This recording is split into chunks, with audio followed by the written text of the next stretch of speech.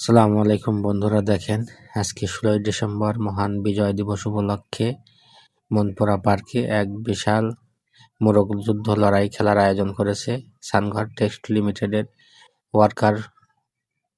ওয়ার্কারদেরকে নিয়ে। কত সুন্দরভাবে তারা মোরগ যুদ্ধ খেলছে, অংশগ্রহণ করতেছে।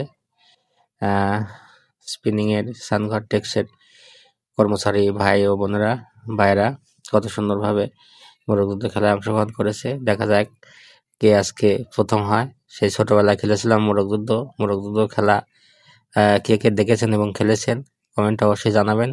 আসলে এই খেলাগুলো আমাদের মাঝ থেকে ধীরে ধীরে বিলুপ্তি হয়ে যাচ্ছে, যার কারণে আজকে পার্কে ঘুরতে এসে হঠাৎ করে মোরগ যুদ্ধ খেলা দেখে চোখে পড়ে গেল, তাই ভিডিওটা করলাম, আপনাদের মাঝে শেয়ার করলাম।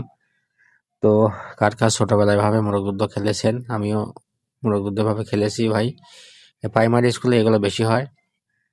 ধীরে ধীরে যখন হাই স্কুলে গেলাম তখন ধীরে ধীরে এই ধরনের খেলাগুলো আমাদের মাঝখান থেকে ধীরে ধীরে বিলুপ্তির পথে।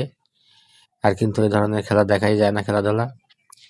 এখন বর্তমান মোবাইলের যুগ, মোবাইল এসে পোলাপান পুরাতন ঐতিহ্য মোরগ যুদ্ধ, পুরাতন যেগুলা খেলা ছিল বৌসি, কানামাছি, মোরগ যুদ্ধ, আরো অনেক অনেক খেলা যেগুলো আমরা খেলেছি, এই খেলাগুলো ধীরে ধীরে আমাদের মাঝ থেকে বিলুপ্ত হয়ে যাচ্ছে। দেখেন আরেক ভাই পড়ে গেল। আসলে পুরাতন ঐতিহ্যকে টিকিয়ে রাখতে হলে নতুন প্রজন্মের কাছে শিক্ষা দিতে হলে আমাদেরকে পুরাতন খেলাগুলো টিকিয়ে রাখতে হবে। দেখেন আর দুইজন আছে, দেখা যাক কে ফার্স্ট হয়। এই যে প্রথম ভাইকে পেয়ে গেছি স্পিনিং এর